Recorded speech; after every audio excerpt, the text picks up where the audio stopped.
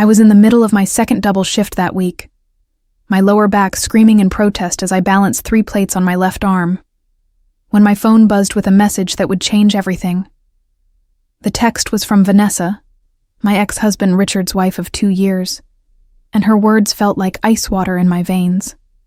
"Catherine, we need to discuss Tyler's birthday situation. I've been thinking, and honestly, I'm not sure this celebration is the right fit for him. The guest list has become quite sophisticated, and I worry Tyler might feel out of place. Perhaps it would be kinder to let him celebrate separately with his own crowd." I read the message 3 times, each pass making my hands shake more violently, the plates rattling dangerously in my grip. My 18-year-old son, my gentle giant who worked 40 hours a week at Martinez Auto Shop and still found time to volunteer at the community center, was being delicately dismissed from his own birthday party. The party that Richard and I had been planning together for months, the party I'd been working overtime shifts to help fund, was suddenly too sophisticated for the guest of honor.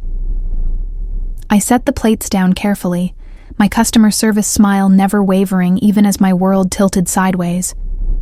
But this wasn't just about hurt feelings. There was something calculated in Vanessa's phrasing, something that suggested this decision had been made long before this text was sent.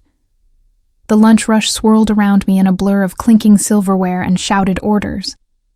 But all I could focus on was the careful cruelty of Vanessa's words. She hadn't said Tyler was banned.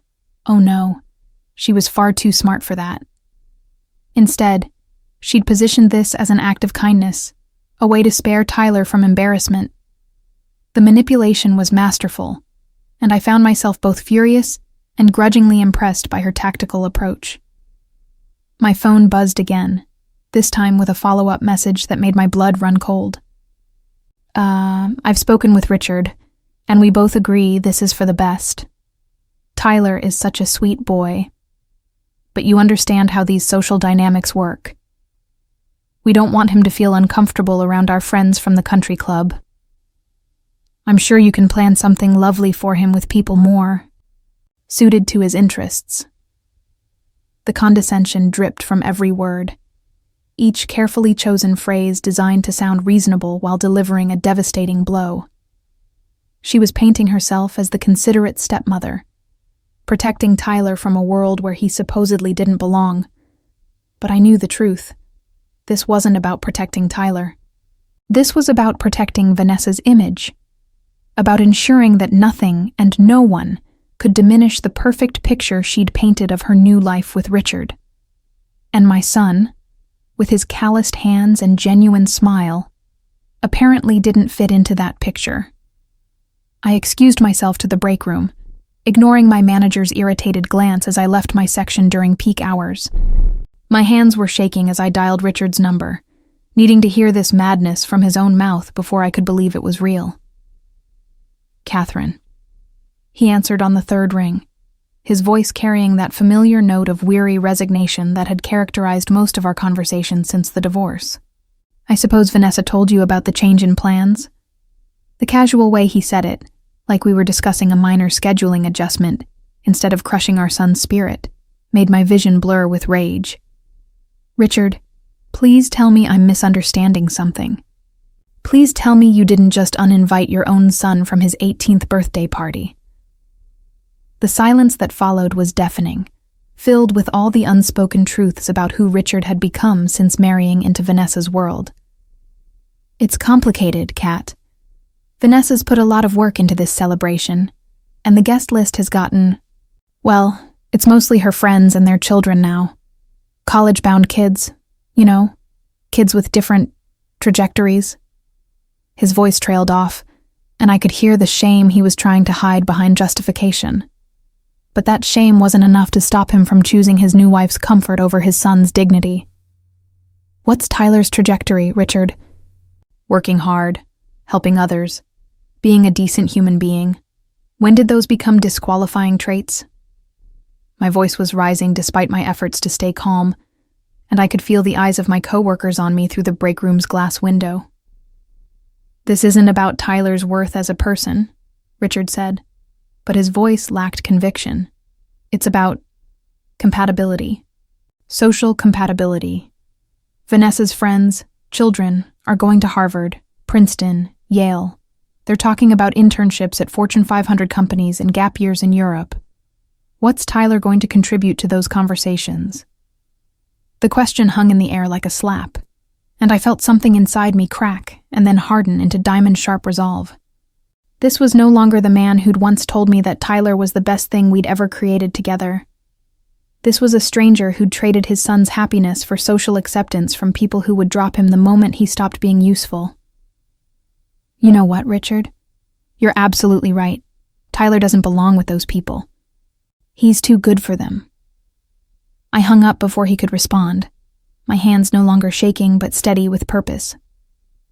I had 2 weeks until Tyler's birthday, and suddenly I knew exactly how I was going to spend that time. If Vanessa wanted to play games about who was sophisticated enough for her world, she was about to learn that she'd picked the wrong mother to mess with.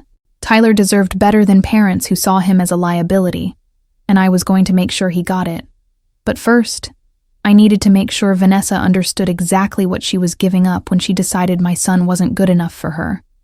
That evening, I sat Tyler down for what I knew would be one of the most difficult conversations of my life. He was sprawled on our second-hand couch, still in his work coveralls, grease under his fingernails, and that infectious smile on his face that never failed to light up our small apartment. "Hey, Mom. Dad called earlier about some last-minute changes to the party. Something about moving it to a different venue." His hopeful expression broke my heart, because I could see that he'd already sensed something was wrong but was trying to maintain optimism. Tyler had always been like that, looking for the silver lining even when the clouds were gathering. "Honey, there's been more than a venue change," I said, settling beside him and taking his oil-stained hands in mine. "Your father and Vanessa have decided that maybe you'd be more comfortable celebrating separately this year, with your own friends, in a more casual setting." I watched the hope slowly drain from his eyes as he processed what I was really saying, and it took every ounce of my strength not to break down right there. "They don't want me there, do they?" he asked quietly, his voice barely above a whisper. "Because I'm not like her friends at kids. Because I work with my hands instead of going to college right away." The quiet acceptance in his voice was somehow worse than if he'd been angry. It meant this wasn't entirely a surprise to him, that he'd been feeling the subtle rejections and careful exclusions for longer than I'd realized. "Tyler, look at me," I said, tilting his chin up until his brown eyes met mine. "And this has nothing to do with your worth as a person, and everything to do with their insecurity. You are intelligent, hardworking, kind, and genuine. Everything that matters in this world. If they can't see that, it's their loss, not yours." He nodded, but I could see the hurt settling deep in his chest, the kind of wound that would leave scars long after this birthday was forgotten. "I know, Mom. I really wanted Dad to be proud of me, you know? I thought maybe when I turned 18, when I became an adult, he'd finally see me as someone worth celebrating." His words hit me like a physical blow, because they revealed a truth I'd been trying to ignore for years. Tyler had been working so hard, not just to build his own future, but to earn back his father's approval. And now Richard had crushed that hope with the casual cruelty of someone who'd forgotten what it meant to put his child first. "Tyler, I promise you something right now. Your 18th birthday is going to be everything it should be, a celebration of the incredible young man you've become. Just leave the details to me, okay?" He squeezed my hands and managed a small smile, trusting me in that complete way that children trust their parents to make the world right again. As I tucked him in that night, the way I had when he was small, I made a silent vow. Vanessa thought she could dismiss my son like he was nothing. She was about to learn that motherhood was a force she should never have underestimated. The next morning, I woke up with the kind of cold, calculating energy that comes from having a mission. I had 13 days until Tyler's birthday, and I needed every single one of them to orchestrate what was going to be the most important performance of my life.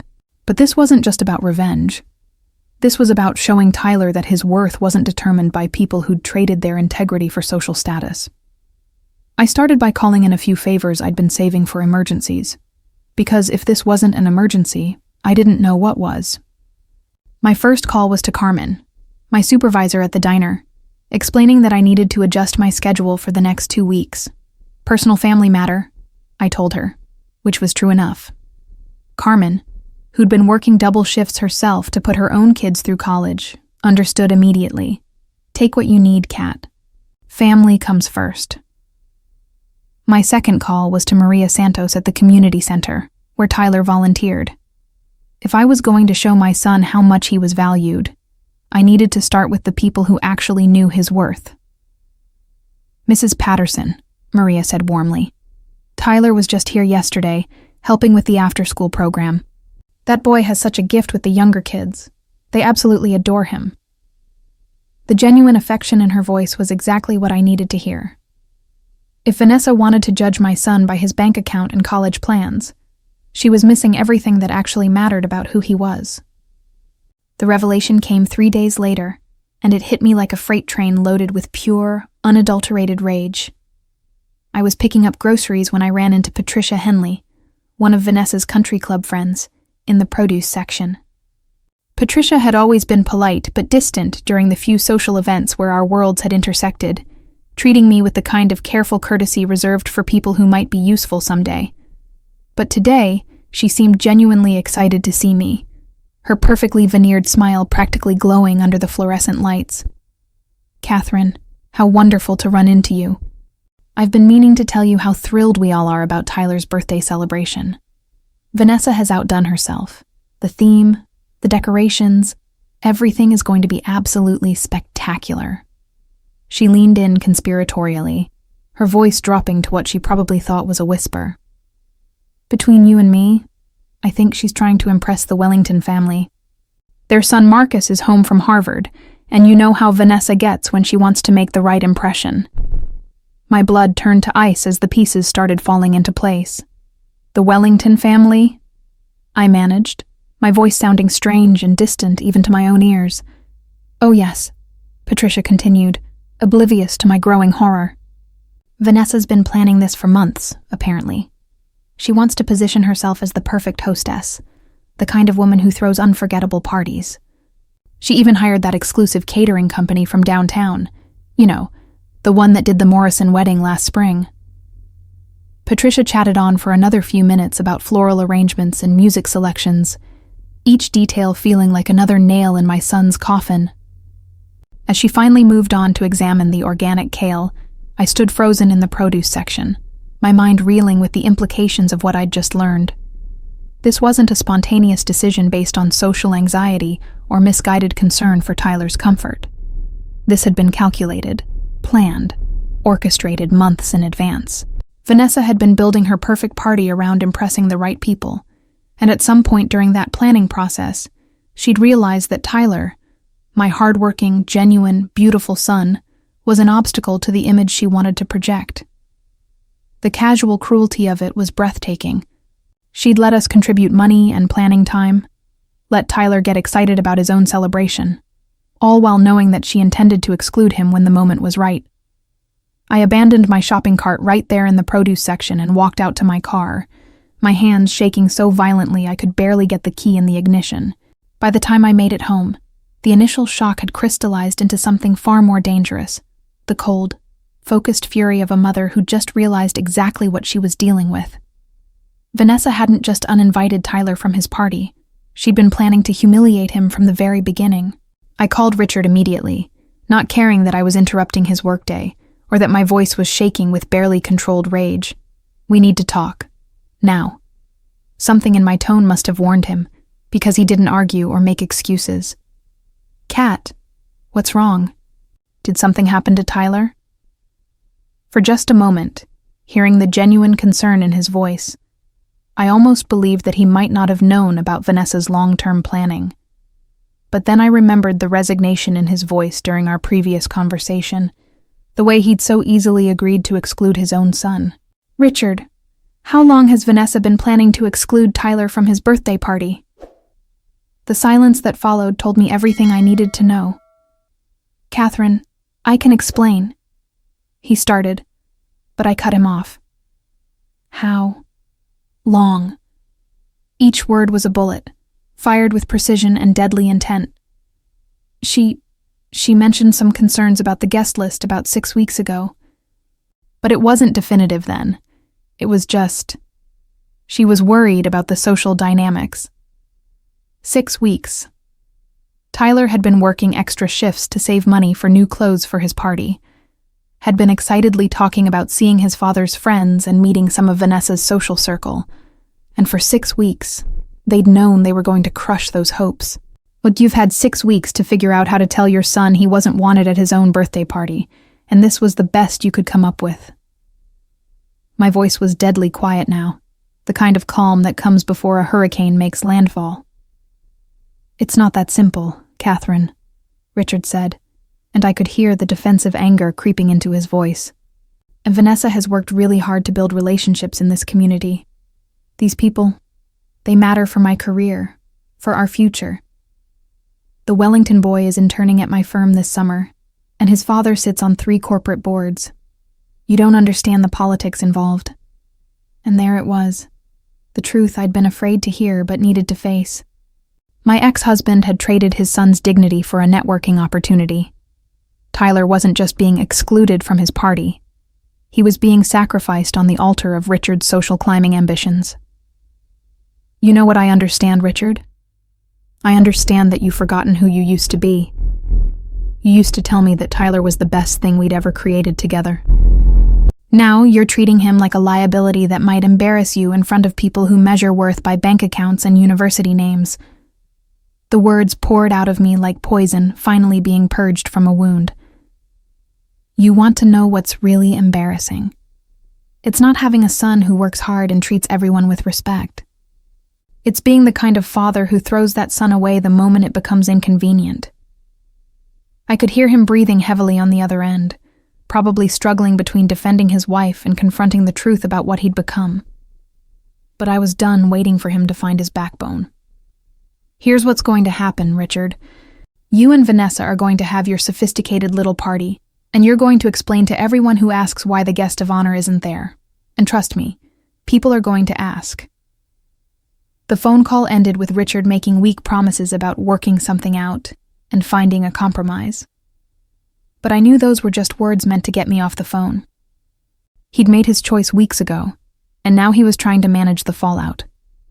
But what he didn't understand was that the fallout hadn't even begun yet. I spent the next several hours in a blur of planning and phone calls, but not the kind Vanessa had been making for her perfect party. I was calling in favors I'd never asked for before, reaching out to people who actually knew Tyler's worth and would be outraged by what was happening to him. My first call was to Miguel Santos, Tyler's supervisor at the auto shop. "Mrs. Patterson," Miguel said warmly, "what can I do for you? Tyler's not sick, is he? Because that boy never misses a day." The genuine concern in his voice reminded me why I was doing this. "Miguel, Tyler's fine, but I need to ask you something.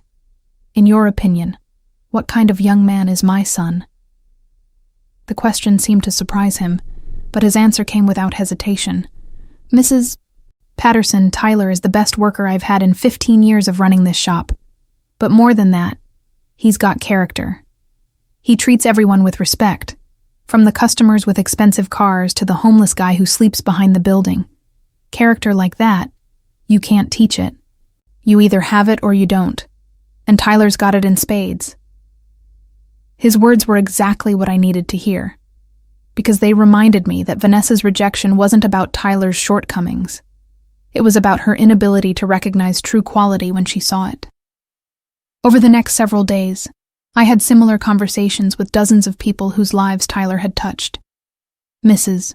Chen from the community center told me about how Tyler had started a car maintenance workshop for single mothers, teaching them basic skills so they wouldn't get taken advantage of by unscrupulous mechanics. Father Rodriguez from our church shared how Tyler had quietly organized a fundraiser for a family whose house had burned down, never seeking credit or recognition. Jake Morrison, one of Tyler's friends from high school, told me about the time Tyler had driven 4 hours to pick him up when Jake's car broke down during a college visit, never asking for gas money or complaining about the lost weekend. Each story built a picture of a young man who understood what real sophistication meant, using your abilities to lift others up, not to exclude them. By the end of the week, I had a clear vision of what Tyler's real birthday celebration should look like, and more importantly, I had an army of people who were ready to help make it happen. But I also had something else. A plan for making sure Vanessa understood exactly what she was giving up when she decided my son wasn't good enough for her world. The guest list for her perfect party was about to become very interesting indeed. The turning point came on a Thursday afternoon, exactly 1 week before Tyler's birthday, when I made a discovery that changed everything. I was dropping off some paperwork at Richard's office, insurance forms that needed his signature for Tyler's upcoming dental appointment, when I overheard a conversation that made my blood run cold. Vanessa was on the phone in the reception area, her voice carrying that particular tone of false intimacy she used when talking to her social circle. "Oh, I know it seems harsh, but honestly, Patricia, you haven't seen this boy recently. He's gotten so rough around the edges. All that manual labor, you know? His hands are permanently stained, and he smells like motor oil even when he's cleaned up. I simply couldn't have him around Marcus Wellington and the other children. Can you imagine the impression that would make?" She laughed, a tinkling sound that was probably meant to be charming, but sounded like breaking glass to my ears. "Richard understands, of course. He knows I'm only thinking of what's best for everyone involved. The boy will be much happier with his own kind anyway." The casual dehumanization of my son, the way she spoke about him like he was some kind of embarrassing pet that needed to be hidden away, triggered something primal and protective in my chest. But it was her next words that truly set me on fire. "Besides, this party isn't really about Tyler anyway. It's about establishing ourselves in the right social circles. Tyler was just convenient timing." I stood in that sterile office lobby, surrounded by awards and diplomas that testified to Richard's success, and realized that I was looking at the tombstone of the man I'd once married.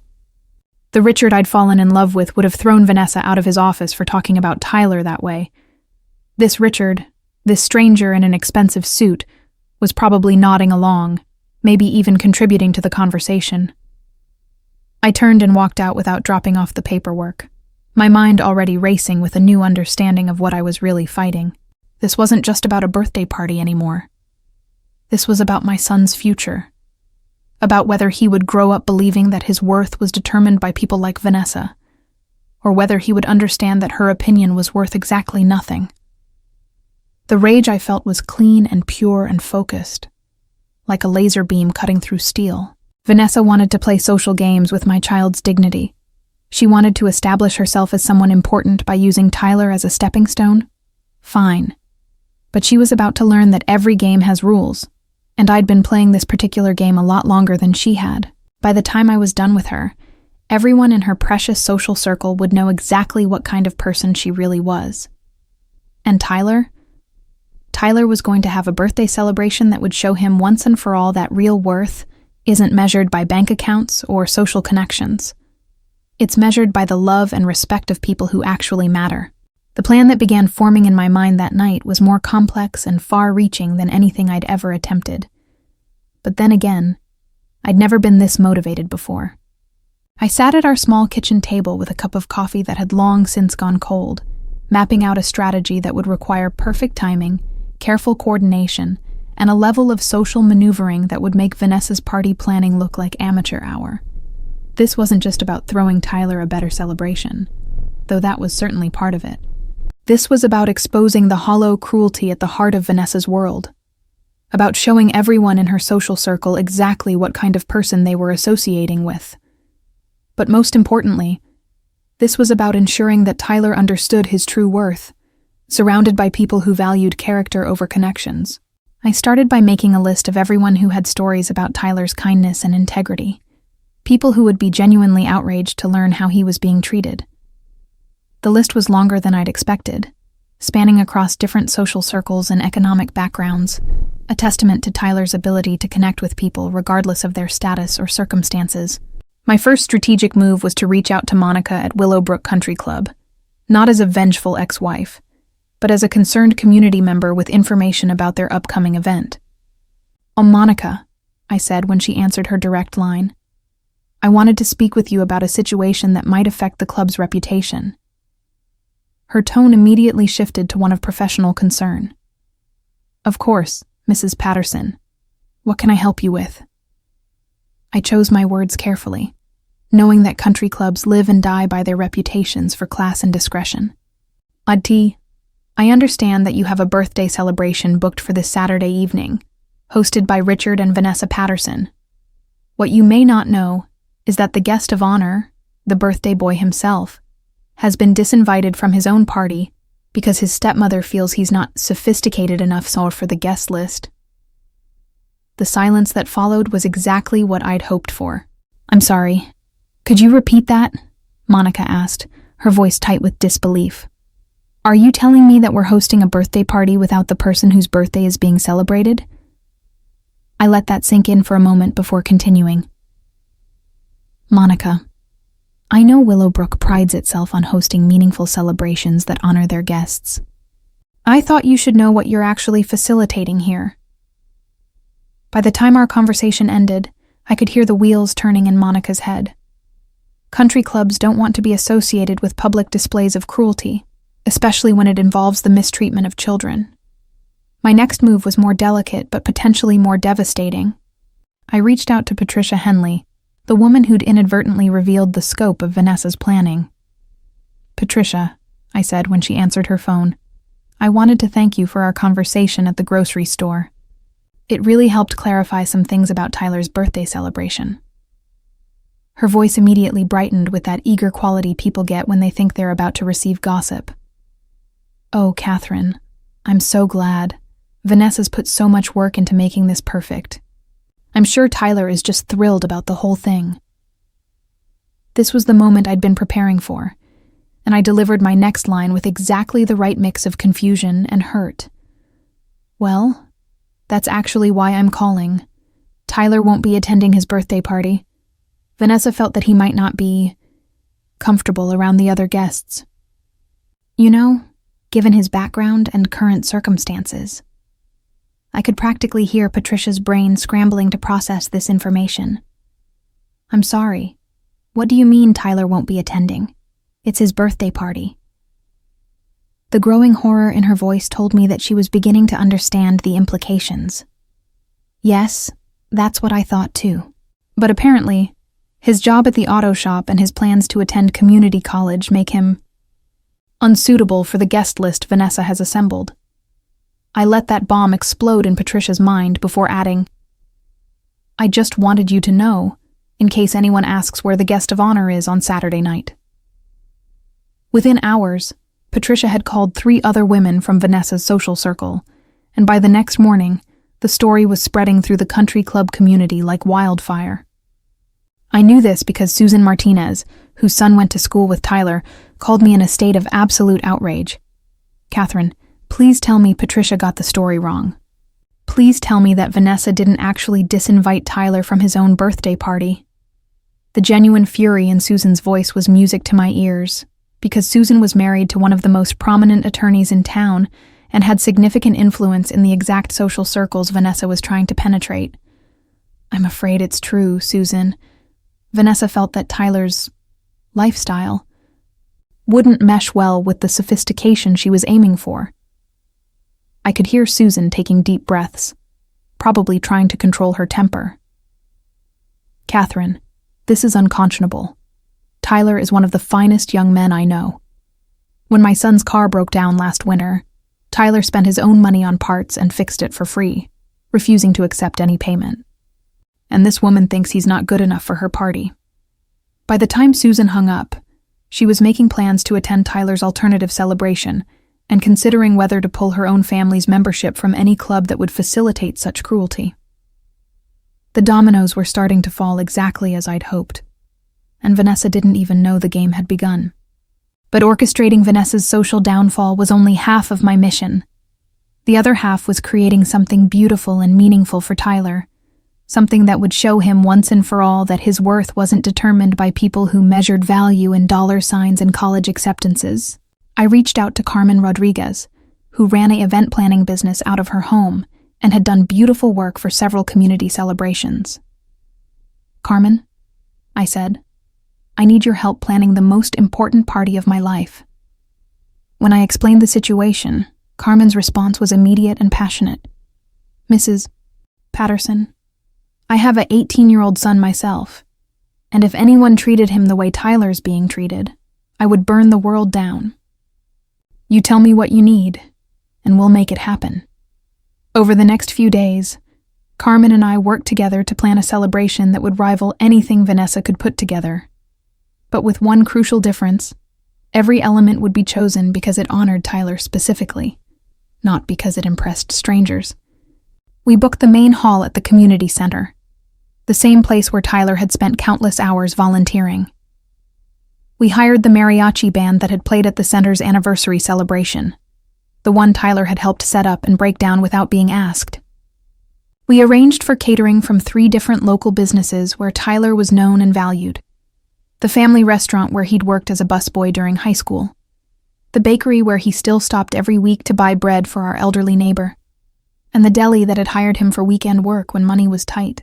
The guest list for Tyler's real party was shaping up to be more diverse and more meaningful than anything Vanessa could have imagined. Miguel Santos from the auto shop was bringing his entire family, along with several customers who'd specifically requested Tyler work on their cars because they trusted his honesty and skill. Mrs. Chen from the community center had organized a group of volunteers who wanted to honor Tyler's service. Father Rodriguez was attending, along with the family whose house fire Tyler had helped rebuild. Jake Morrison was driving down from college, bringing 3 friends who'd heard stories about Tyler and wanted to meet the guy who'd driven 4 hours to help a stranded friend. Marcus Williams, Tyler's best friend since middle school, had taken charge of coordinating the younger crowd, friends from high school, co-workers from various jobs, and neighbors who'd known Tyler since he was small. Each person on this list had a story about Tyler's character, a personal experience of his kindness or integrity or work ethic. These weren't people who'd been invited because they looked good on a guest list or could provide networking opportunities. These were people who genuinely loved and respected my son for who he was, and their presence would remind him that real sophistication has nothing to do with bank accounts or social status. As I confirmed each RSVP, I felt a growing sense of anticipation. Tyler was going to see himself through the eyes of people who truly valued him, and that perspective would be worth more than all of Vanessa's country club connections combined. The final piece of my plan was the most delicate and potentially the most important. I needed to ensure that Tyler himself remained unaware of both celebrations until the moment of truth arrived. This meant carefully managing his schedule, deflecting his questions about birthday plans, and keeping him away from the rumor mill that was now churning through both our communities. It also meant having some difficult conversations with him about his father and stepmother, conversations that would prepare him for what was coming without crushing his spirit entirely. On Wednesday evening, exactly 3 days before his birthday, I sat Tyler down for what I knew would be one of the most important talks of his life.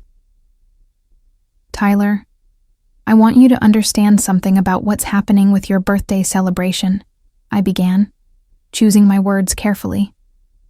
Sometimes, people make decisions that say more about their own insecurities than they do about the people they're judging.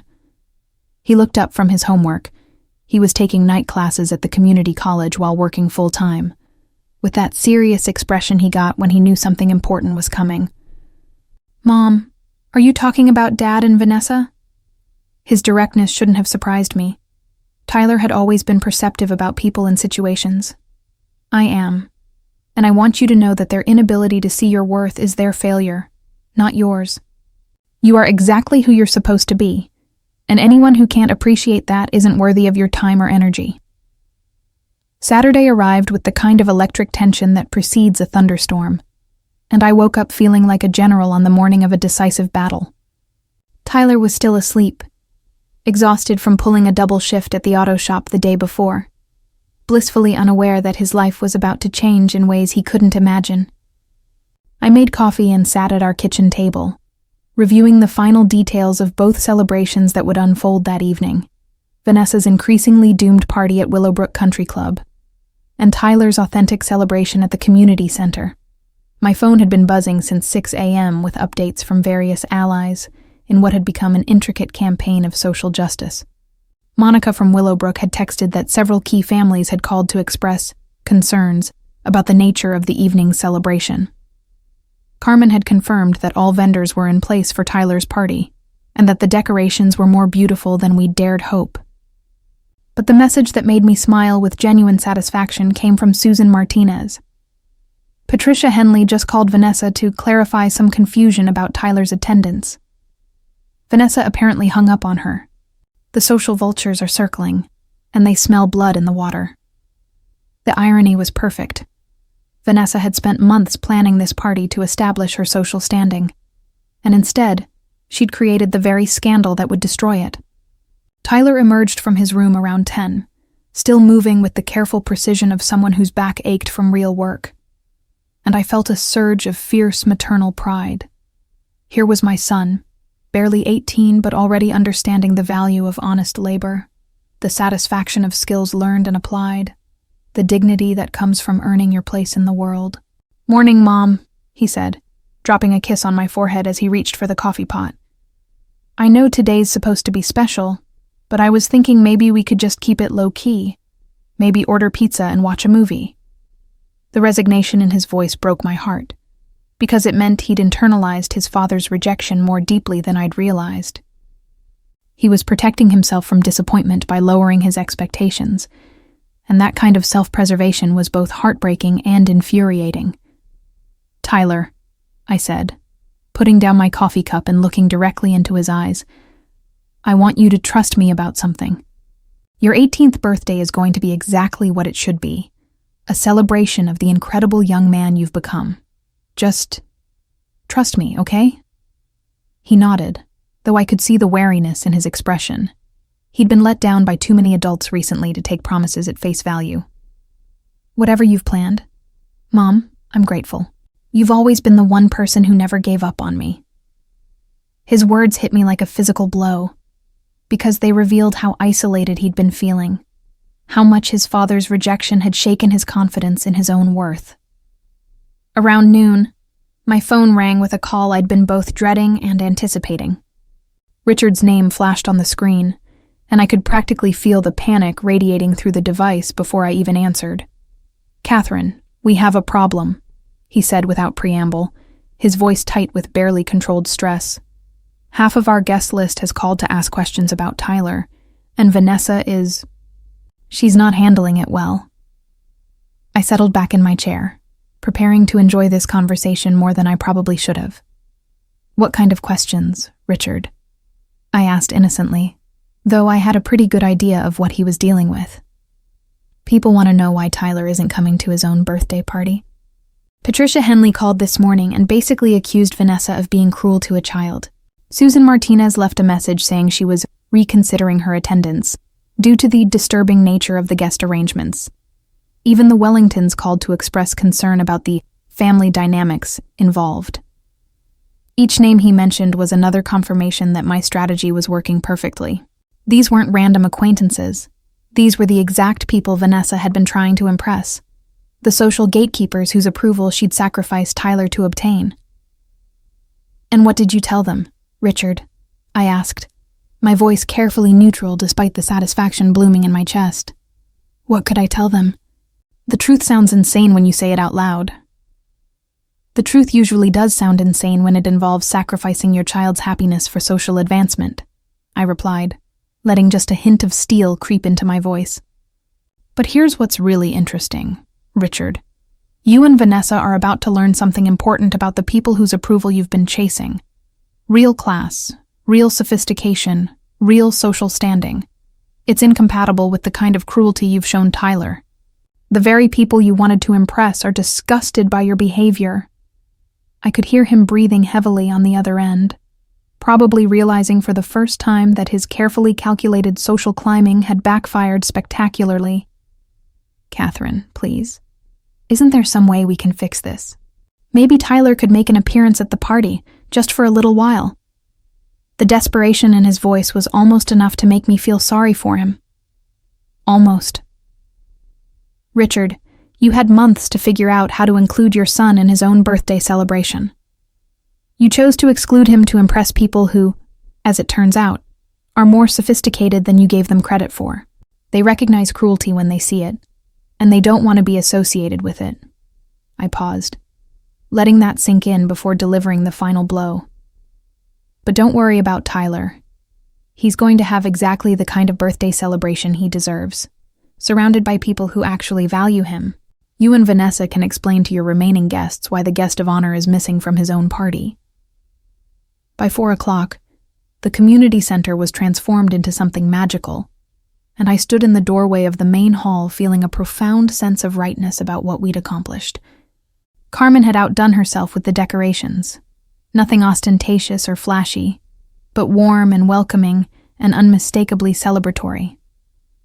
The walls were covered with photos of Tyler throughout the years, each image telling a story about the kind of person he'd become. There was Tyler at age 6, helping me plant flowers in our tiny garden. Tyler at 12, volunteering at the animal shelter. Tyler at 16, working on a neighbor's car in our driveway. Tyler just last month, teaching a group of kids basic auto maintenance at the community center. These weren't professional portraits or staged social media photos. These were real moments that captured the essence of who Tyler was. Miguel Santos had arrived early with his extended family, carrying homemade decorations created by his younger children. Mrs. Chen was directing a group of current and former volunteers in setting up a display about Tyler's impact on the community center's programs. Father Rodriguez had brought a mariachi band that was quietly tuning their instruments in the corner. The energy in the room was palpable, electric with genuine excitement and affection. These people weren't here because they had to be, or because they wanted to be seen, or because they hoped to network with the right crowd. They were here because they loved Tyler, and that love was transforming an ordinary community center hall into something extraordinary. Around 5:30, I received a text from Monica that made me literally laugh out loud. Current head count for tonight's celebration at Willowbrook, 12 people. Vanessa has been in the ladies' room crying for the past hour. Richard looks like he's attending a funeral. The Wellington family sent their regrets at the last minute, citing unexpected family obligations. Would you like me to take pictures? I showed the message to Carmen, who was putting finishing touches on Tyler's cake, a masterpiece decorated with images from his volunteer work and quotes from people whose lives he'd touched. 12 people, Carmen said, shaking her head in amazement. Vanessa planned for 50 and ended up with 12. That's not a party, that's a wake. The justice of it was so perfect it almost didn't feel real. Vanessa had spent months orchestrating what she thought would be her social triumph, only to watch it collapse as people with actual values rejected her cruelty. Meanwhile, Tyler's celebration was overflowing with genuine love and respect from a community that recognized his worth. As I checked the clock and prepared to bring Tyler to his real birthday party, I felt a deep sense of completion. This was what justice looked like, not revenge or retaliation, but truth.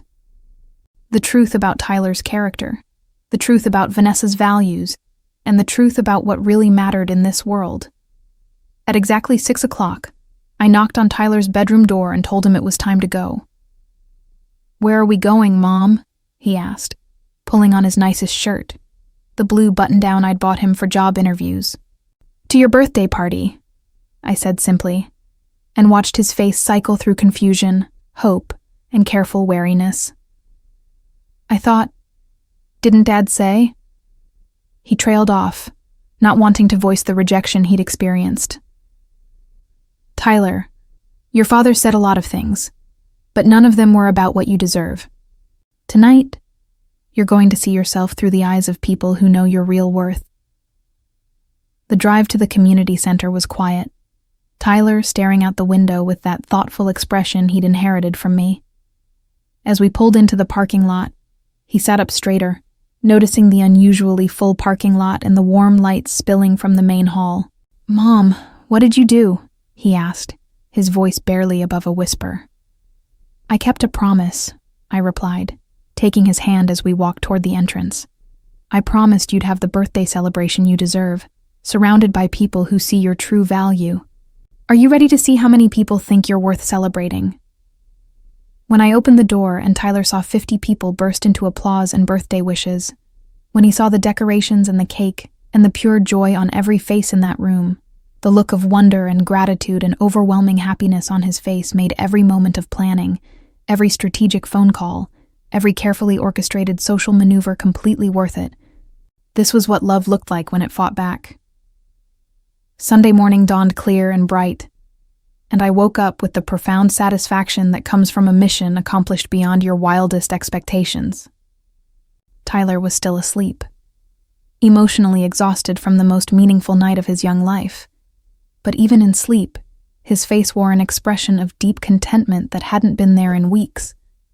I made coffee and settled at our kitchen table with my phone, scrolling through dozens of messages and photos from the night before. Carmen had captured every moment of Tyler's celebration. His face when he first saw the crowd, his tears when Miguel Santos made a speech about his character and work ethic, his laughter when the mariachi band played his favorite songs, his genuine joy when Mrs. Chen presented him with a plaque recognizing his volunteer service. But the message that made me smile the most came from Marcus Williams. "Mrs. Patterson, Tyler hasn't stopped talking about last night. He keeps saying it was the best birthday of his life, and that he finally understands what it means to be valued by the right people. Thank you for showing him who he really is." Each photo and message was a testament to the power of authentic community, the kind of connections that Vanessa's social climbing could never replicate. These people hadn't come to Tyler's party to be seen, or to network, or to maintain their social standing. They'd come because they genuinely cared about him, and that genuine affection had created something beautiful and lasting.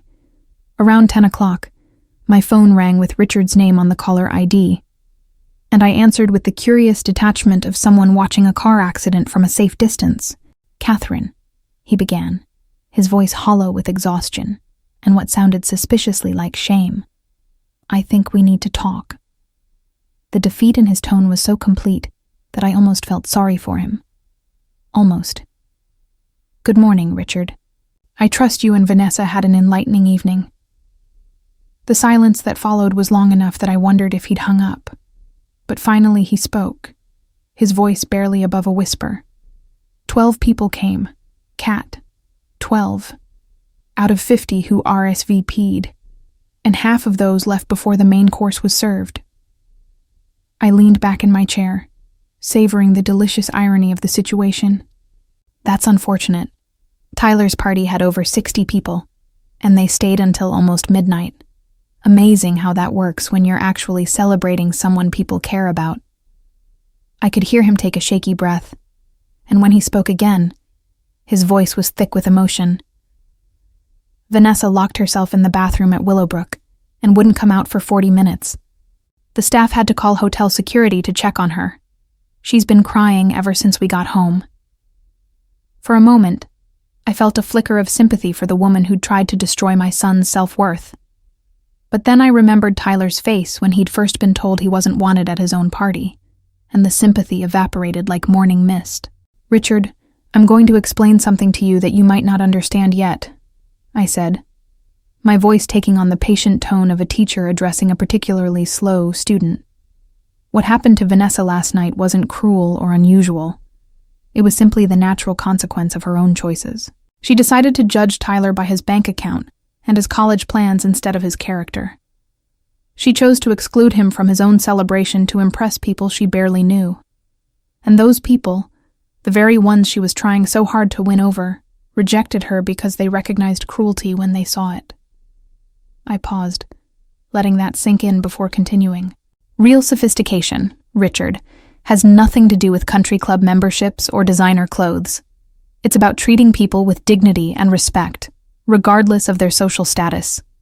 Tyler understands that instinctively, which is why he's loved by everyone from auto mechanics to teachers to elderly neighbors. Vanessa never learned it.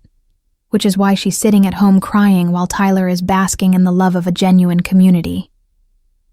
The silence on Richard's end was so profound, I could practically hear him processing this information, finally beginning to understand the magnitude of what he'd lost when he chose social status over his son's happiness. "I want to make this right, Catherine," Richard said finally, his voice breaking slightly. "I want to apologize to Tyler, to show him that I know I was wrong." His words should have brought me satisfaction, but instead, I felt a weary sadness for the man who'd taken so long to find his way back to basic decency. "Richard, you can certainly try to apologize, but you need to understand that trust isn't rebuilt with words. It's rebuilt with consistent actions over time. Tyler has spent the last few weeks believing that his own father was ashamed of him. That kind of damage doesn't heal overnight." I could hear him crying now, probably the first honest emotion he'd shown in months. What can I do, Kat? How do I fix this?" The desperation in his voice was real, and for the first time since this whole nightmare began, I heard traces of the man I'd once loved. "You start by accepting that this isn't about you or your guilt or your need for forgiveness. This is about Tyler and what he needs from you going forward. If you can put his well-being ahead of your own comfort, maybe there's hope. If you can't, then you need to step back and let him build his life with people who actually value him." The conversation ended with Richard promising to think about what I'd said, but I wasn't holding my breath for any dramatic transformations. Some people change when they face consequences. Others just get better at hiding their true nature.